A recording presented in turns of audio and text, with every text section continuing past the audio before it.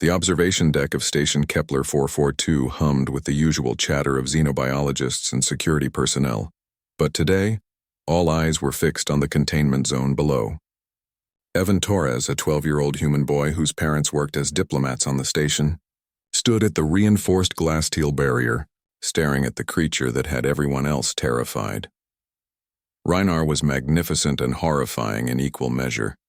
The alien dragon predator stretched nearly 15 meters from snout to tail, its obsidian scales catching the artificial light like fragments of a shattered night sky. 4 eyes, arranged in pairs on either side of its elongated skull, burned with an intelligence that made seasoned xenobiologists uncomfortable. Those eyes had watched Reinar decimate 3 combat drones during its capture on the planet below, a jungle world where it ruled as an apex predator. "Stay back from the barrier, kid," growled Station Security Chief Martinez, his hand resting on his plasma rifle. "That thing's killed before. It'll kill again." Evan didn't move. He had been watching Reinar for 3 days now, ever since the creature arrived. While others saw a monster, Evan saw something else. Something in the way Reinar's scales rippled when the station's recycled air touched them. Something in how those 4 eyes tracked movement with calculated precision rather than mindless aggression. "He's hungry," Evan said quietly. Dr. Shen, the lead xenobiologist, adjusted her datapad without looking up. "It's on a carefully controlled diet. We feed it synthetics every 48 hours. Overfeeding could make it aggressive." "Synthetics?" Evan frowned. "You're feeding a predator like him synthetic meat?" "It's all that's approved in the protocols," Dr. Shen replied, finally meeting his gaze. "And don't anthropomorphize it, Evan. That's not a him, it's a specimen." But Evan knew better. He had spent countless hours reading everything he could about xenobiology, especially predatory species. His parents thought it was just a phase, but Evan understood something fundamental that the adults seemed to have forgotten. Predators weren't evil. They were just hungry. That night, after the observation deck cleared and the skeleton crew took over, Evan made his decision. He accessed the maintenance corridors using his parents' diplomatic clearance codes, technically against regulations, but not explicitly forbidden. In his backpack, he carried 5 kilograms of genuine earth salmon, flash frozen and smuggled from the civilian food stores. It had cost him 3 months of saved allowance and a favor owed to the quartermaster's daughter. The containment zone was dimmer at night, illuminated only by emergency strips. Evan approached the feeding chute, his heart hammering against his ribs. Through the barrier, he could see Reinar's silhouette, coiled in the far corner of the enclosure. All 4 eyes opened simultaneously, fixing on him. Evan swallowed hard. "Hey there," he whispered. "I brought you something." He activated the feeding chute, a reinforced tube designed to deliver food without any physical contact. The salmon slid through with a soft thump, landing in the enclosure. Reinar didn't move at first.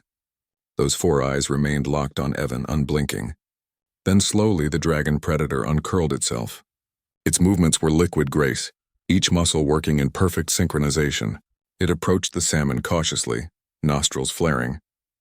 When Reinar bit into the fish, something extraordinary happened. The creature's scales shifted color, from obsidian black to a deep, shimmering blue that rippled across its entire body. A low resonant sound emerged from its throat somewhere between a purr and a hum. It was a sound of pure contentment. Evan grinned. "You like that, don't you? Real food, not that synthetic garbage." Reinar consumed the salmon in seconds, then turned those 4 eyes back to Evan. But this time, there was something different in that gaze. Recognition. Understanding. The boy came back the next night. And the night after that, each time he brought real food. Sometimes fish, sometimes meat, once even a whole chicken. Each time, Reinar's scales would shift to that brilliant blue, and that contented rumble would fill the containment zone. And each time, the dragon predator would edge a little closer to the barrier, a little closer to Evan. By the end of the first week, Dr. Shen noticed something unusual in her daily assessments. Reinar's stress markers had dropped to nearly 0. The creature no longer displayed aggressive posturing. In fact, it seemed calm, almost peaceful. "This doesn't make sense," she muttered, reviewing the data. "What's changed?" Chief Martinez had his suspicions.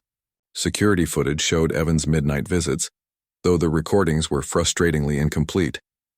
Someone with diplomatic clearance had edited them.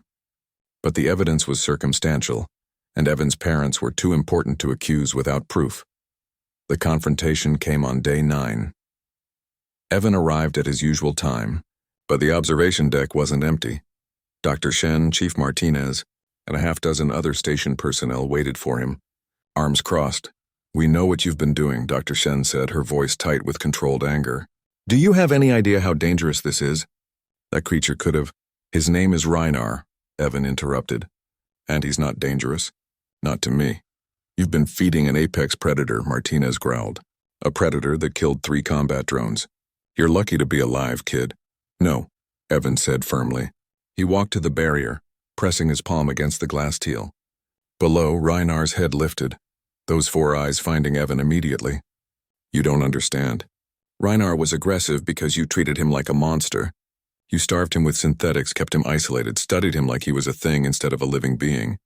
He's an alien predator. He's a person." Evan's voice cracked with emotion. "Just because he doesn't look like us doesn't mean he doesn't feel. Doesn't mean he doesn't deserve respect." As if in response, Reinar approached the barrier. The dragon predator's massive head came level with where Evan stood, separated only by the reinforced glass. Those scales shifted to that brilliant blue, and then Reinar did something no one had ever seen the creature do before. It bowed its head, not in submission, but in acknowledgement.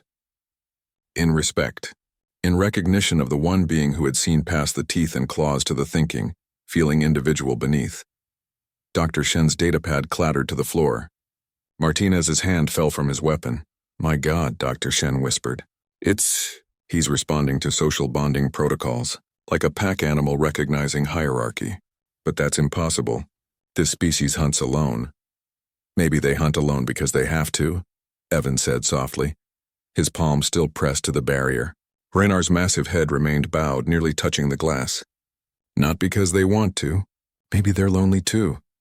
The silence stretched for a long moment. Finally, Chief Martinez cleared his throat. "Dr. Shen, I think we need to revise our containment protocols." 3 months later, Station Kepler 442 submitted a groundbreaking paper to the Xenobiological Society. Social bonding in solitary apex. Predators, a case study in cross-species communication. Evan visited Reinar every day. The dragon predator's enclosure had been expanded, enriched with environmental features from his home world. His diet had been revised to include proper nutrition. And while Reinar remained in containment, the station wasn't equipped to return him to his planet just yet. He was no longer treated as a specimen. He was treated as an individual. As Evan stood at the barrier during one evening visit, watching Reinar's scales shimmer blue in contentment, his mother joined him. "You know," she said, "they're calling you the Dragon Whisperer now." Evan shrugged. "I just gave him what he needed, food, respect. Someone who saw him instead of just seeing a monster." His mother smiled, wrapping an arm around his shoulders. "That's very human of you." "No," Evan replied, watching as Reinar settled into a comfortable coil, all 4 eyes blinking slowly in what he'd learned was the creature's version of a smile. "That's just being decent. I think any species in the galaxy would understand that." And in the containment zone below, Reinar's scales pulsed with warm, brilliant blue, the color of trust, of friendship, of a bond that crossed the vast emptiness between stars to connect 2 beings who should have been enemies, but instead became friends.